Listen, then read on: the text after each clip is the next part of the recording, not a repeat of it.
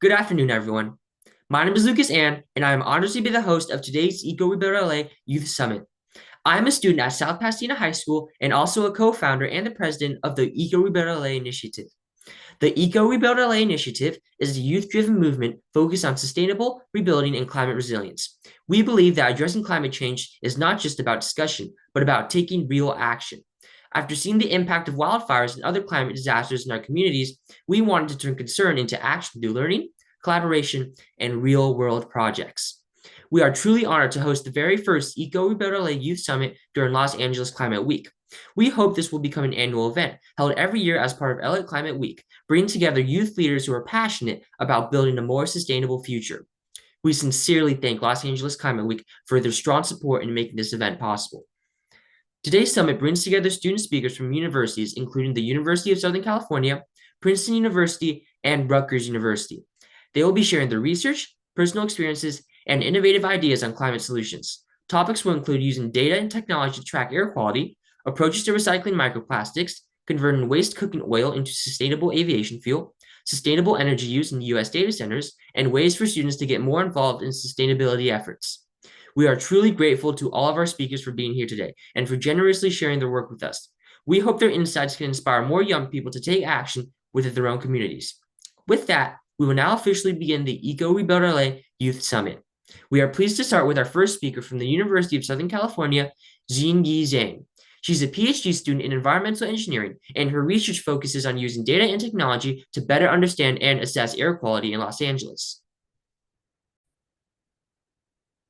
Hi everyone, my name is Xingyi Zhang, and I'm a first-year PhD student studying environmental engineering at University of Southern California.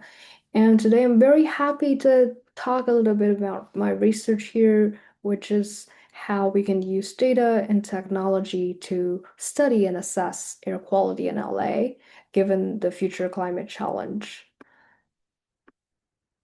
So before I talk about my research, I want to briefly touch on the LA air quality first. So the background of the site you're seeing here is a real photo taken for the LA downtown area.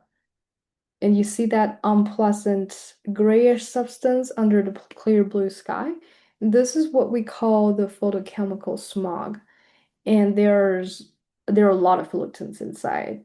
Um, Also, if you were here in January 2025, which was not super long ago, you might remember the city was covered with wildfire smoke, and many people could actually smell the burnt biomass from the fire. I was one of them. Like the sky was pretty gloomy on that day, and that was because of the wildfire smoke. So essentially, every time you look at the horizon of A and you see um, that brown fuzzy area. Um, or you've got a class canceled because of the wildfire. You have experienced the LA air challenge. So those suits and smogs, they may contain many air pollutants and toxics. They could lead to many adverse health effects, such as respiratory or cardiovascular diseases. So take one of the pollutants, for example, the particulate matter. One of the most tricky parts about this is that they could be broken down into very, very teeny tiny little particles. And they are so small that they can enter your body, they can go into your lungs, never got transported out. They could go into your bloodstream and cause a lot of malfunctioning of your body. So essentially makes you sick. So as we're facing the climate challenges, the wildfire might actually get even more often because, according to scientists, the drier seasons will be prolonged in the future climate. And also because of the global warming effect, the temperature goes up. So, you might have learned this in your chemistry class, or you might not, but if temperature goes up, the chemical reactions generating those photochemical smog is going to be faster. So those air pollution threats will be worse in the future. So we need to arm ourselves with tools to understand what exactly is going to happen for the air inside LA, given the climate challenges, so we can protect ourselves and adapt to those changes. And maybe come up with some innovative solutions to hold off and mitigate climate change and make the world a better place. But still, we need to first have a quantitative understanding of what air quality is going to be like in LA. So now, how can we keep track of the air quality? So in our uh, research group, we use a digital version of the city of the air in Los Angeles City. So I would like to call this Minecraft for air quality. Basically, we feed the computer every piece of information that we have relating to air quality. Um, as you may know, there are emissions coming from a lot of places, like the wildfire we talked about for sure. But you also might notice that some cars will have some emissions in their tailpipe.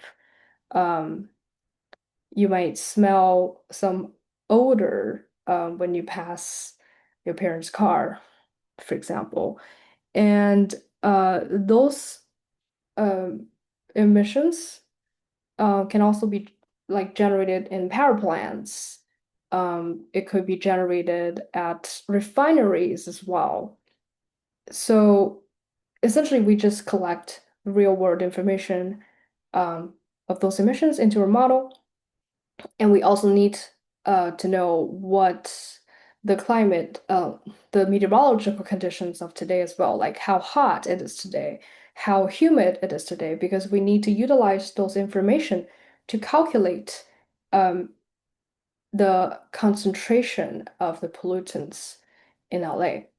So how does this work? The basic idea is to use computational power of the supercomputers, and we run chemical physics, math equations all together. So it acts like a game engine that simulates how the wind will blow and how, for example, car exhaust emissions will be transported and generate other secondary pollutants altogether. And you'll be able to take a look at what um, is going on in each boxes, just like Minecraft that we generated for the air. Um, Also, apart from solving those chemical and physics equations, our group also utilized the power of machine learning to predict the concentration of pollutants. So basically, instead of solving those chemical and physics equations, we could potentially give the historical data of emissions, climate data, and also we give the computer what was the concentration of those pollutants. So the computer itself, they can learn from those data and generate the patterns themselves.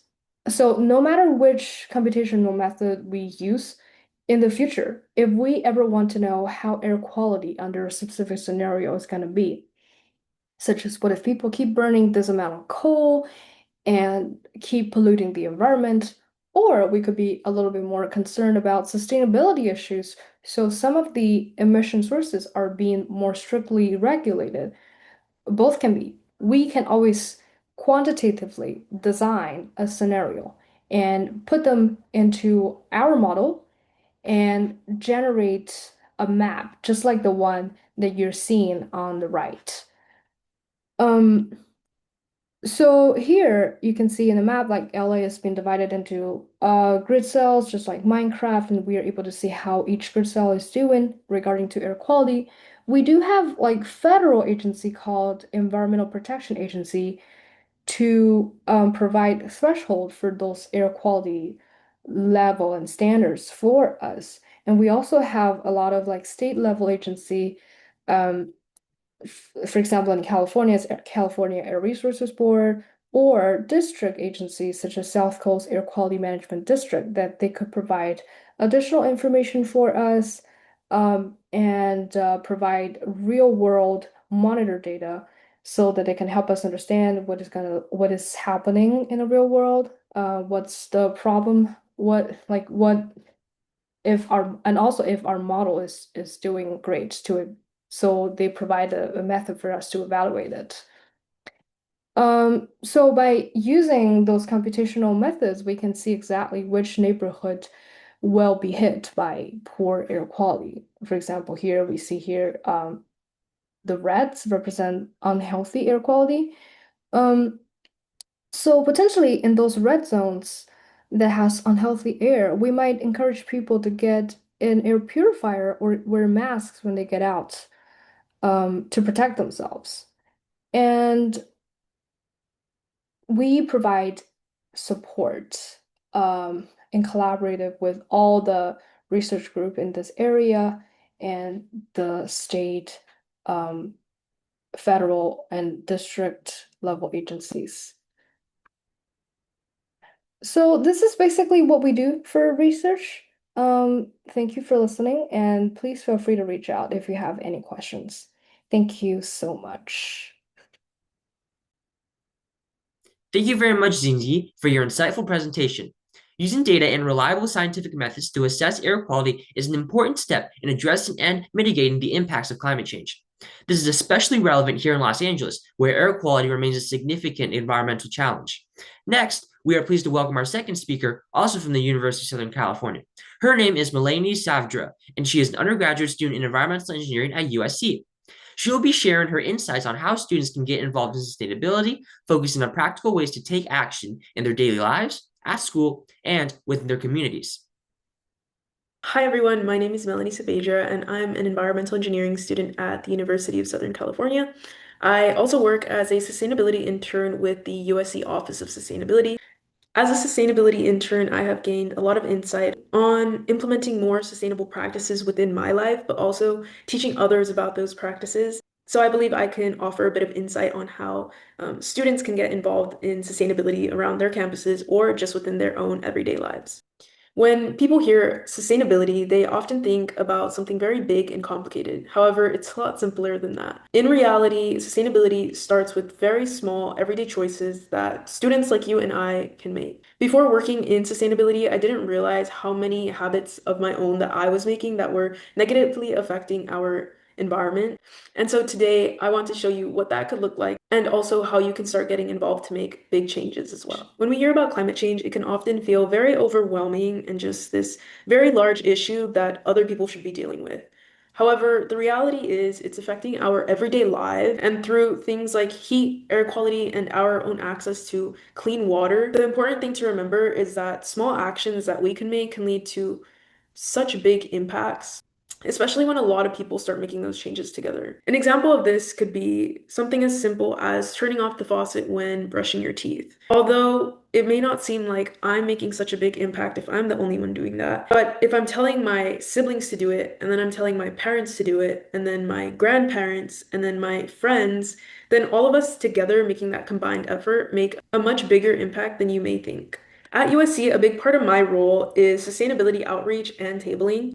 So I spend a lot of time engaging not only students, but also faculty and staff around campus. As an environmental engineering major, I learned the effects of climate change in very technical, complicated terms.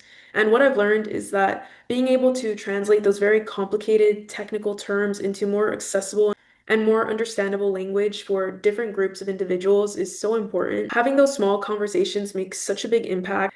And being able to speak to others that share that same passion of wanting to make more sustainable change really has such an impact on me as well.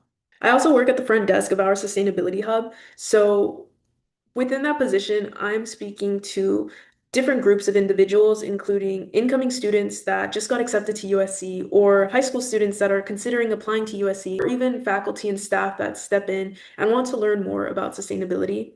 This gives me other opportunities to really show individuals what sustainability can be, whether it's small actions or bigger ways that they could get involved and make those changes within their own lives. So one of the things that really shaped my perspective on sustainability is how it's being implemented around my own campus. At USC, we have things such as Earth Month events where we are recognizing the importance of being more sustainable and helping our planet. And we have initiatives under our Assignment Earth project where we encourage student involvement in our initiative. Pictured here, we have 3 stream waste bins. So these are implemented all around campus in our dorms, in our classrooms, where it really just allows students, faculty, and staff to start engaging in more sustainable practices. We've also implemented a lot more green infrastructure around campus as well. Pictured here, you can see we have solar panels on the roof of one of our buildings here on campus. So this is a way for us to really emphasize the importance of green infrastructure, and I hope to see a lot more additions of this. So in the end, all of these systems essentially make it a lot easier for students to make more sustainable choices within their daily lives and to begin enhancing their awareness on the changes that they could be making. So one of the biggest ways that I engage students through my internship is through our Green Week. So this is a week full of sustainability focused events that we hold once a month. Each day highlights different ways that students can take action. We start off the week with Mend It Monday, where we host workshops that students can attend. They are able to learn how to repair clothing instead of just throwing it away. So this is teaching them how to repurpose their items. Following that, we have Tune Up Tuesday, which focuses on fixing bikes, scooters, skateboards, and overall just promotes sustainable transportation. We essentially set up shop outside of our hub and help out these students fix their modes of transportation. Then following that, we have E-Waste Wednesday, where we do campus-wide electronic waste collections. So with this event, we see students, faculty, and staff bring all sorts of items such as batteries, laptops, printers, cameras, and it's just a way for us to show them that there are different ways to dispose of this type of waste. And then we have a few other events following throughout the week. But overall, what I've learned is that sustainability doesn't have to feel restrictive. It can actually be very creative, hands-on, and even community-driven. It's always nice to see familiar faces coming into our hub during these Green Weeks. And since they are once a month, it's always nice to see those consistent faces. So another event that I was involved in is Tommy's Closet. This is actually one of my favorite events that I help organize and host, but it's also a really great example of sustainability in action. With Tommy's Closet, we collect donated clothing items, and this year we actually opened it up to more house items such as utensils, carpets, and other essentials. Then we transform our space into this free pop-up thrift shop where students, faculty, and staff can come in and take whatever they need. It's completely free, and the goal is to give these items a second life instead of just throwing them away. One thing that really stands out to me about this event is that it not only helps the environment, but it also supports students and make resources more accessible. This year we had a little under 300 attendees, which is very exciting. So if you're still wondering how you can get involved, the first step is to start small. You don't have to flip your whole world around to try and become the most sustainable superstar in the world. It really begins with taking those baby steps into becoming more sustainable. This can include things like having more reusable items or reducing your waste or even being more mindful of your energy consumption. I really want to emphasize that you do not have to be perfect in this process. Just being more aware of your daily habits is already an amazing start. A few other ways you can get involved through your school or community can be as simple as joining a club. Fortunately, USC has 2 club events where all of the clubs around campus gather and students are able to walk around and really just see what they want to get involved in. Even with Tommy's Closet, we asked for a lot of volunteers to help out with organizing the clothes and donations. And then the day of the event, we also had them help us out and teach others about sustainability. Another big thing is talking to professors. Again, at USC, we are very fortunate to have a few sustainability related courses, and these professors are very, very passionate of what they teach others, but also what they have learned themselves. So being able to speak to like-minded individuals helps a bunch with getting to learn more about opportunities, but also just learning overall information about how you can start being more sustainable. A lot of what I do now simply began with getting involved and taking those small opportunities. And finally, one of the most powerful things you can do is use your own voice. Whether it's through social media or having conversations with family and friends or getting involved with your community, your voice has influence. Sustainability does not have to start with something big. I've already emphasized that taking baby steps is already such a big, impactful way to learn more about sustainability. But it all begins with awareness, small choices, and with people who are willing to take those first steps. So I'd like to end this by saying thank you for listening. You participating in this summit already shows that you care enough to want to make an impact and want to learn more. So I genuinely applaud you for that. Thank you. Thank you very much, Mulaney, for your insightful and practical presentation. Your sharing is especially valuable for us as young students because it reminds us that sustainability is not only something we learn about in the classroom, but also something we can actively practice through our daily choices and actions. Next, we will move on to our third speaker. He is Arnav Borrell, a graduate student from Rutgers University. He is also affiliated with the Rutgers Cancer Institute. He will be sharing his research on the environmental and health impacts of microplastics, as well as approaches for the detection and removal. In addition, he will discuss how emerging technologies and interdisciplinary research can help address this global challenge. All right, so this is my presentation on microplastics and its harm on the environment and how we try to remove it.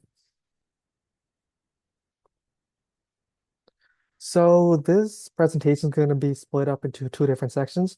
So in the first half, I'll be talking mainly about the effects of microplastics on healthcare and health, so mainly the human body. In the second half, I'll be talking about how we filter microplastics and the challenges that come along with that. So just an overview, microplastics are considered to be less than 5 millimeters in size, which isn't really that small, considering that that's still the size of a pencil eraser. The problem is when they get much smaller than that and you can't really see it, and they are non-biodegradable, so they remain in the environment and eventually in the human body. And I kind of want to draw your attention to these pictures on the right. And these are just sources of microplastics. So the top three make sense. You know, that's plastic box, so plastic Tupperware, plastic bottles, plastic wrapping on food. And you can guess microplastics will come from that. But the bottom four I think are more interesting, starting with tap water, because you don't really see any microplastics in here.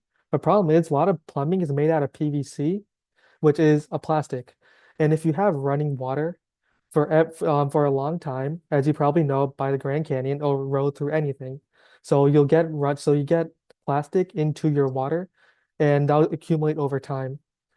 Next, we have skin exfoliants, and they have something known as microbeads, which are used to like exfoliate your skin and clean it. But they were banned luckily around 10 years ago in 2015. Tires are pretty interesting considering that 30% of microplastics actually come from tires themselves.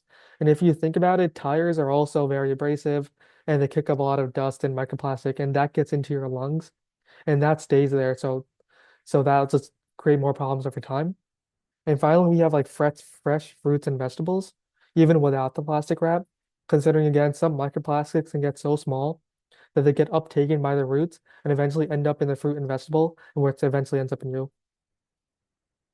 So I think there's no better way to explain the problem with researching microplastics than this experiment. So these group of scientists were trying to figure out if microplastics had a detrimental effect on the reproductive system, and they were using that through studying both human and dog testes. Problem is when you're doing an experiment, you need a negative control, which means a group that doesn't have what you're trying to test, so you can compare it against basically something normal. Problem is when they were testing all of the dogs and humans, each one of them had significant amount of microplastics. Like even the dog had 122 micrograms per gram, which is still quite significant, and humans had 3 times that. So to kind of put that to perspective, we know that smoking is bad because we can compare it to people who don't smoke. And we can say, oh, so their lifespan is 5 years lower than people who don't smoke.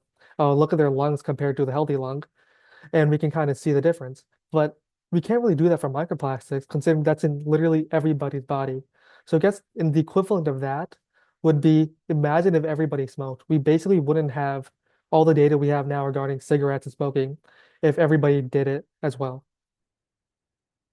And again, that it's not just in the reproductive system, it's in literally every part of your body, starting with breast milk. So if you wanted to breastfeed your kid, they're getting microplastics exposure to that. And if you say no, we'll use formula, even though that might also have microplastics.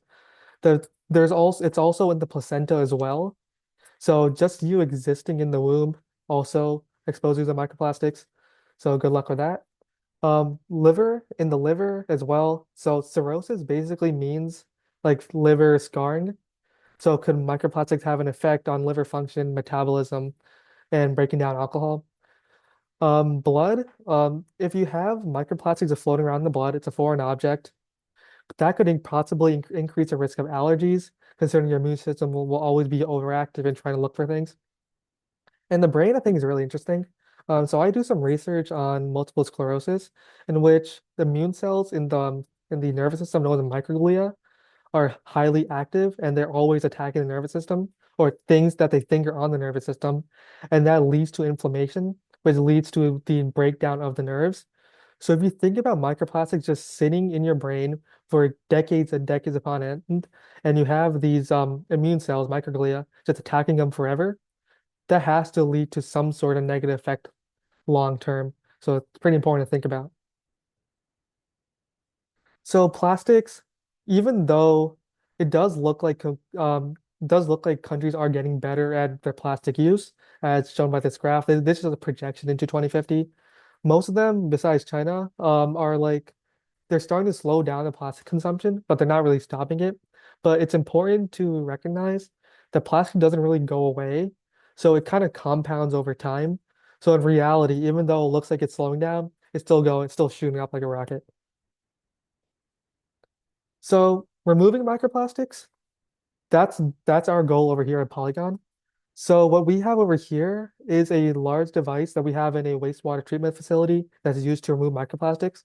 And each of these bristles that kind of look like toothbrushes, they are full of this filter, which is in this case carbon silica, and it's kind of like a stretchy rubber.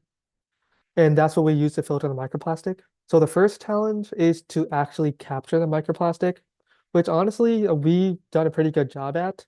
So we can basically utilize the microplastic specific electrochemical properties, such as it being hydrophilic or hydrophobic, or its certain charge, and we can actually get it to stick quite well to the filter. However, what's harder is selectively capturing microplastics, which means you want to capture microplastics but nothing else in the water. So let's say you have a river and you want to filter the microplastics from that, and you do that, that's good. But you also want to make sure you don't pick up the sediment or any of the nutrients that make the river its biodiverse ecosystem that already is. And the third challenge is preventing the disruption of water flow. So this makes more sense in a for wastewater treatment facility, such as we have over here. And so a treatment facility is composed of many different parts, and they all need to work in sync for the overall facility to be working efficiently. But if you have the filter just sitting there and it slows down the waterfall, it'll basically back up the entire system and will decrease the overall effectiveness of the treatment facility.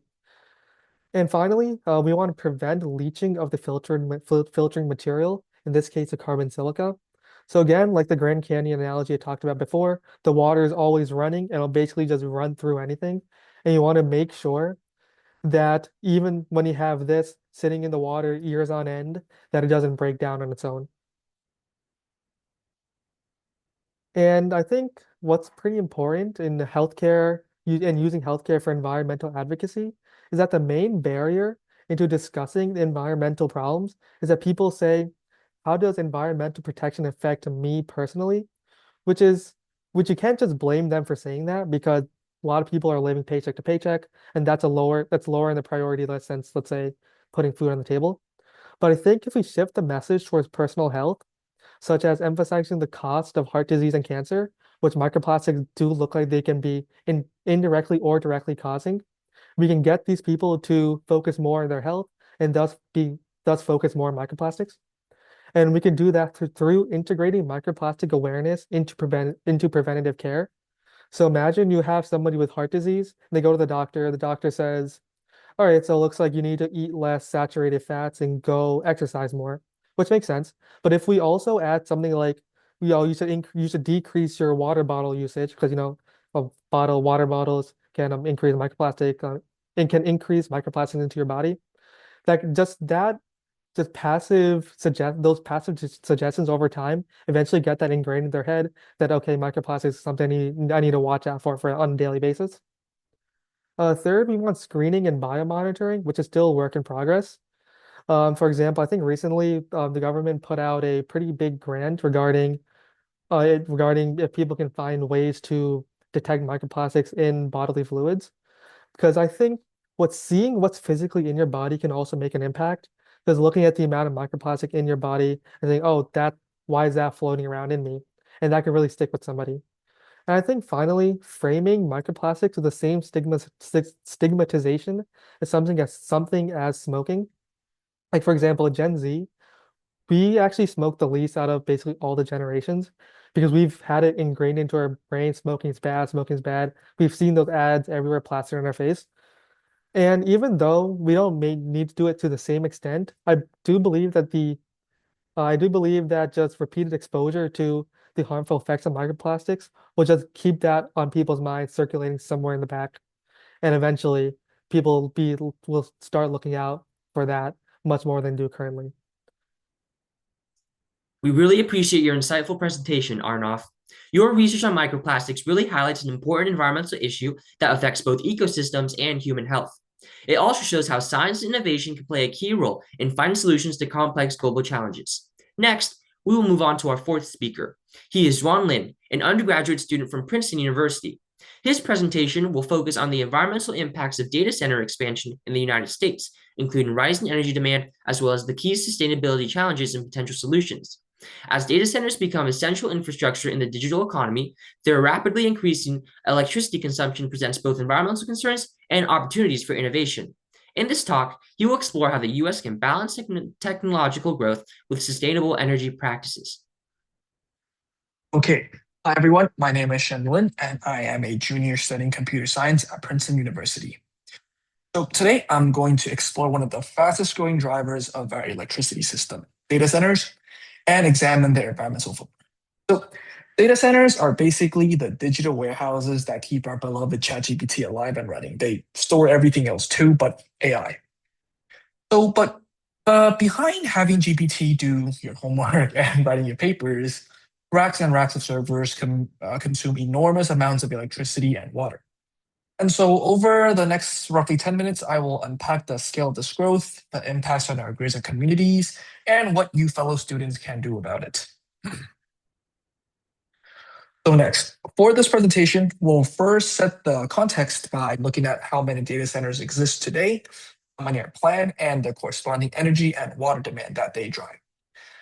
Secondly, we'll examine the current electricity mix and environmental impacts, so including emissions, water consumptions, local air quality. And third, we'll look at what utilities and policymakers are doing right now to try and meet this demand and why those plans raise pretty significant sustainability concerns. And finally, we'll explore emerging solutions and our research areas that need your attention to ensure we can power our digital age sustainably. And by the end of this presentation, you should have a good fundamental of the risks and opportunities ahead. So first, growth and energy demand. Data centers are proliferating at light speed. So the United States alone already hosts over 4,000 active facilities, and nearly 3,000 more have been announced or are already under construction. If they all come online, we would have nearly 7,000 centers, so just a 67% increase in a few short years.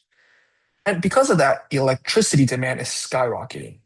In 2023, US data centers used about 176 terawatts of electricity, and that grew to 183 terawatts in just 2024. That in and of itself is not too concerning, but if we look at what's going to happen in 2028, depending on how aggressively AI expands, demand can reach between 325 and 580 terawatts. That represents 6.7 to 12% of total US electricity consumption. These are truly staggering numbers.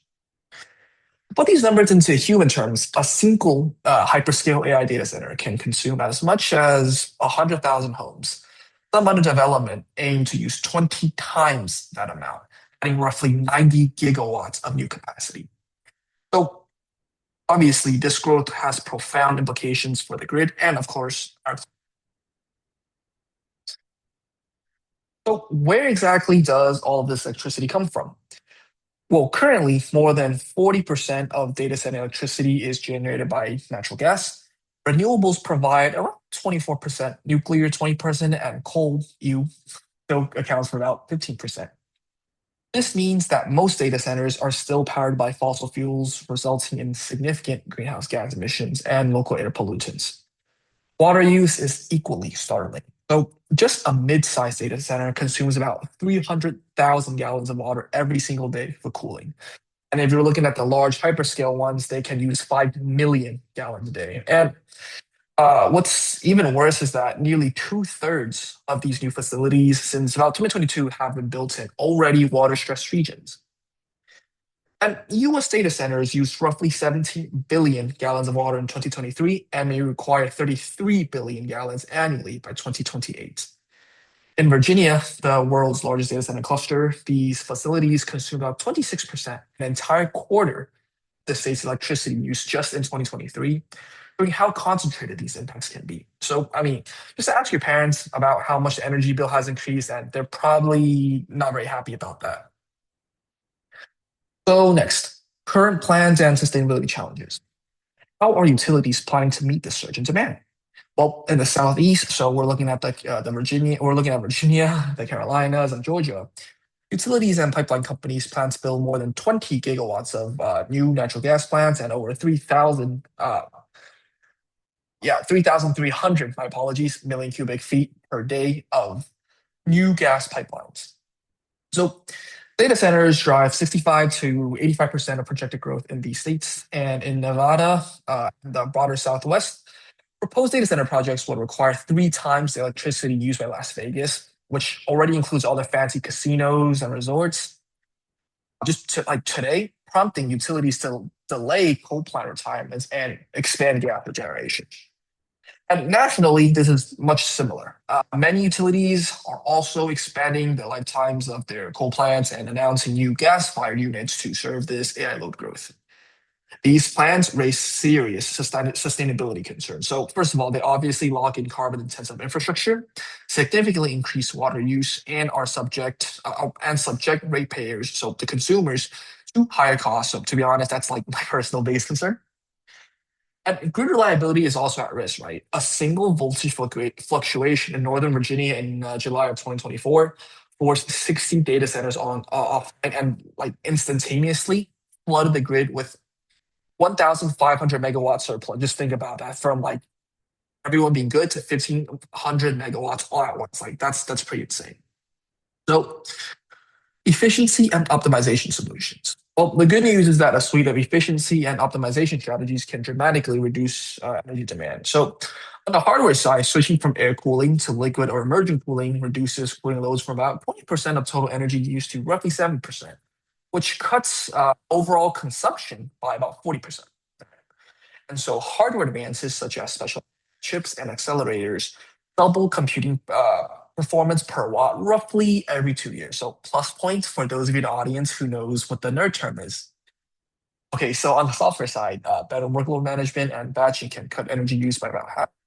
And developing smaller, less resource-intensive AI models and eliminating dark data, so unused or unnecessary stored data, can reduce training energy by more than 90%. So these efficiencies don't just save electricity, they also significantly reduce the need for water and lower the computing costs. So demand flexibility and co-location. Beyond efficiency, data centers can become active participants in grid management. So temporal flexibility means shifting like non-urgent computing tasks to off-peak hours. So like maybe at night. So when it's like late in the night, I should say, when people aren't using as much. And so a mere 0.5% curtailment in demand during peak periods can free about 100 gigawatts of capacity. So equivalent to about 1,000 hyperscale data centers. So like the real big boys. Spatial flexibility involves moving delay-tolerant workloads to regions with abundant renewable energy or co-locating data centers directly with solar, wind, or geothermal plants so they draw clean power and reduce the need for grid upgrades. So in easy terms, that basically just means if this task is like doesn't work, like basically for those of you that play video games that don't really need super like low ping, they just move it somewhere where like the energy is cleaner and just less stressed. And additionally, they can also do on-site generation and energy storage, which makes the data center self-sufficient. So maybe like just smaller grids integrating solar panels, wind turbines, batteries. These provide emission-free power, and there's emerging small modular nuclear reactors and next-generation geothermal, which gives very low carbon and firm electricity on site, which takes a lot of stress off of the overall grid itself. And there's initiatives in place like the Data Center Flexible Load Initiative, which aims to deploy multiple flexibility hubs across the country by 2027, which is basically just like energy stored and just deploy as on an as needed basis. And so achieving sustainability also means embracing circular solutions. So waste heat management, so basically capturing the waste heat from servers and redirecting it to other forms of heating. So in Finland, one project recovers about 20,000 megawatt hours of energy of heat, I should say, each year, warming more than 2,500 homes and cutting cooling power by up to 30%.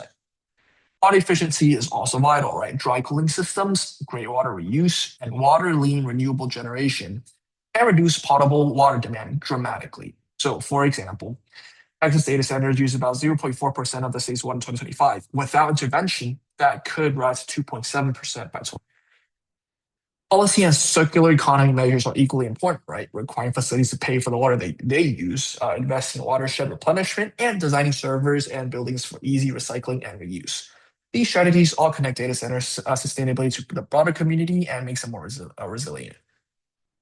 So, research and innovation priorities. While many solutions already exist today, there are crucial gaps where research and innovation can make a real difference. So this is where you guys come in.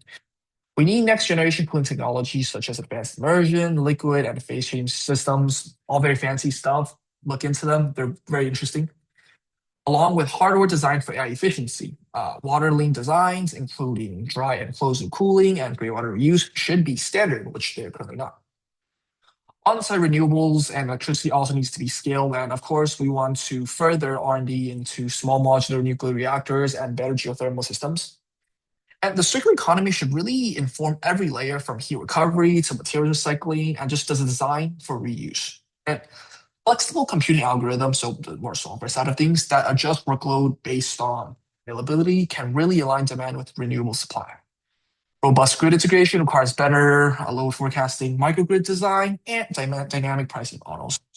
Finally, we really need transparent data on energy and water footprint. So policies linking approvals to sustainability targets and open data to support informed planning. So policymakers can make better choices.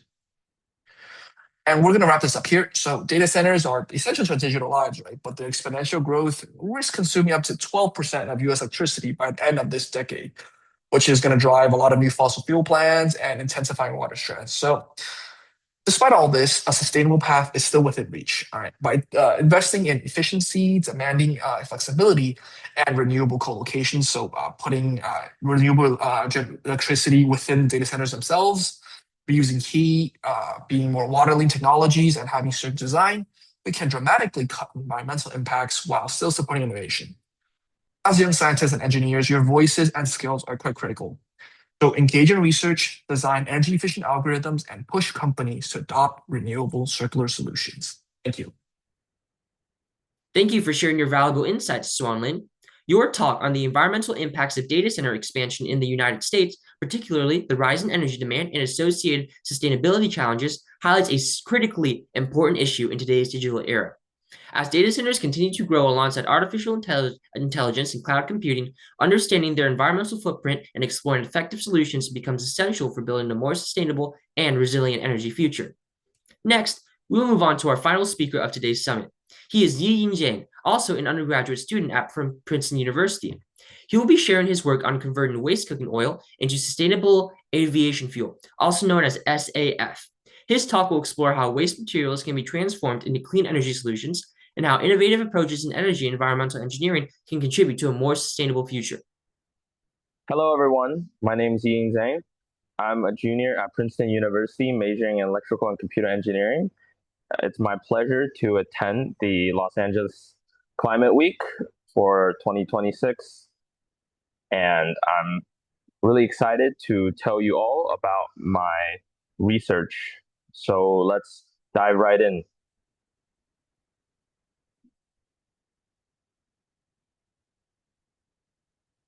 So my research is about converting used cooking oil to sustainable aviation fuels, also known as SAFs. These are fuels that would replace the kerosene currently used by airplanes. So the core question I set out to answer with this research is, does utilizing old cooking oil as a primary feedstock for aviation fuel actually makes sense? Is this a genuine solution for decarbonization, or is it simply just a trend?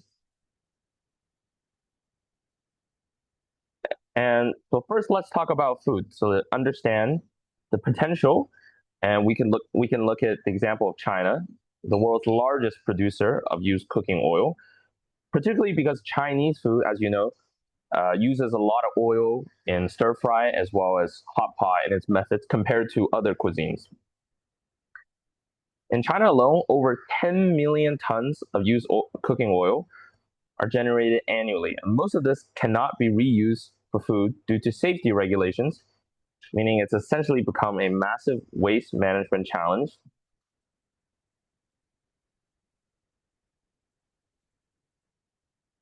So historically, this waste had a dark side because the oil still held value. It's still oil in the end. It's very toxic, it's very polluted. And it was frequently collected from sewers and grease traps that are on the streets next to the restaurants, becoming what is known as gutter oil, and illegally sold back to the food chain after it's processed, deodorized, and color has been improved. And this is a huge problem because the oil itself is not safe to consume. There's tons of heavy metals and degraded fats from the cooking process and from the machine used. And it should not be reused this way. But at the peak, gutter oil was estimated to account for 10% of the edible oil market in China, with roughly 3 million tons consumed by unsuspecting people every year. And this created a severe public health crisis and really eroded the trust of consumers in food safety.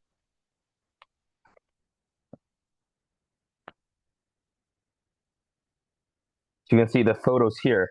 These are what gutter oil looks like, and they would go to they'll have these shops and process them into oil that looks almost the same and sometimes even tastes the same if you add enough additives.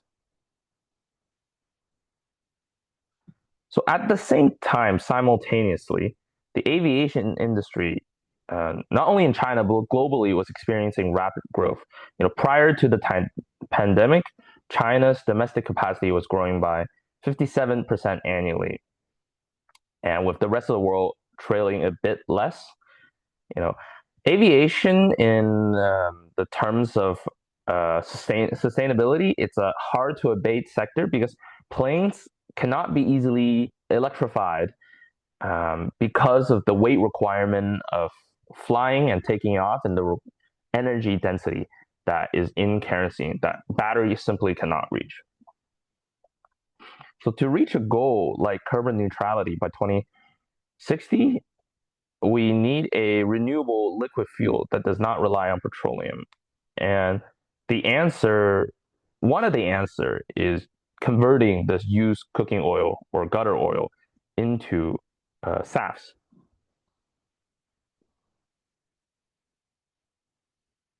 So how do we transform hot pot waste into jet fuel? We use a mature process. It's called HEFA, or hydroprocessed esters and fatty acids. Trials conducted by Boeing have already confirmed that biofuel derived from waste oil can be successfully blended with conventional jet fuel. And China and the world's existing waste oil supply alone has the potential to produce more than 1.8 billion liters of SAFs annually, which is actually not enough for the entire global SAF demand, but it's a significant portion. But at the same time, there's competing feedstocks for SAFs. Why use waste oil instead of fresh vegetable oil? If we rely only on vegetable oil like virgin palm oil, we are risking driving deforestation and habitat loss. Using waste oil avoids the conflict entirely. And my research shows that using used cooking oil has several advantages. You get lower emissions. SAF from waste oil emits only about 1.2 kilogram of CO2 per liter. You get better performance. It's significantly lower than the 2.8 kilogram associated with standard biodiesel.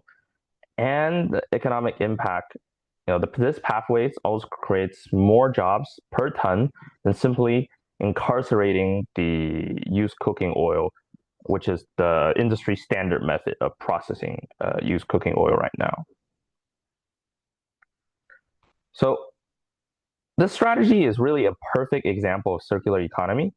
We're turning a problematic waste stream into a valuable energy resource. And because it is a waste product, it requires no dedicated agricultural land and preventing competition with food security entirely. As we know, in major producers of vegetable oil, such as palm oil, they're in mostly South American or South Asian countries, and food security is a big issue there and something important to note. And from an economic standpoint, used cooking oil has undergone really a remarkable transformation. Once a low-value waste that fueled illegal trade, it is now a valuable commodity commanding prices over more than $1,000 per ton. While SAF is currently 2 or 3 times still more expensive than fossil fuel, this high market value actually prices out the illegal gutter oil collectors. The market is effectively cleaning up the food supply chain.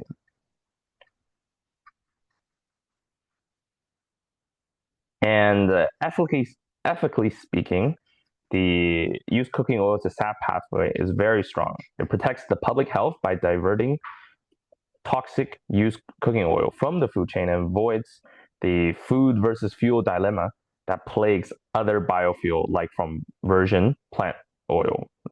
It aligns corporate responsibility with national and global safety priorities and public health. So to conclude, does it make sense? Absolutely. It is a strategic and pragmatic way to decarbonize aviation while resolving a major public health and trust issue. It is diverting what used to be unusable, low-value waste and turning it into something that's high value and contributing to not only circular economy, but global sustainability. However, it is important to note that even in the most optimistic projections, waste oil can only fulfill about 10% of total global aviation fuel need. So while it is a low-hanging fruit that we should prioritize today, we must continue to innovate with other sustainable feedstocks to completely decarbonize the aviation industry in the future. Thank you very much. Thank you for your excellent presentation, Yi. Your work on converting waste cooking oil into sustainable aviation fuel highlights an innovative and impactful approach to addressing both waste management and clean energy challenges. As the demand for sustainable aviation solutions continues to grow, transforming waste materials into valuable energy resources offers a promising pathway towards reducing carbon emissions and building a more sustainable future. With that, we have now come to the end of today's summit. We are truly grateful to all 5 speakers for sharing their research, experiences, and innovative ideas across a diverse range of topics, from air quality and microplastics to sustainable fuels and the energy systems behind data infrastructure.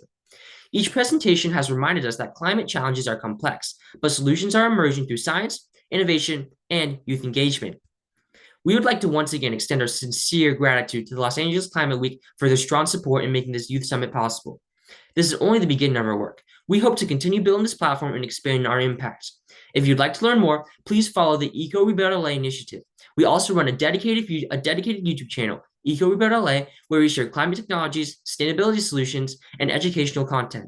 In addition, we are launching mini classes that explore these topics in greater depth, aiming to make sustainability knowledge more accessible to students and communities. We sincerely hope that more people will join us in promoting sustainable and safe practices for our Los Angeles community and beyond. We look forward to continuing this journey together, and we hope to see you again at next year's EcoRebuild LA Youth Summit. Thank you.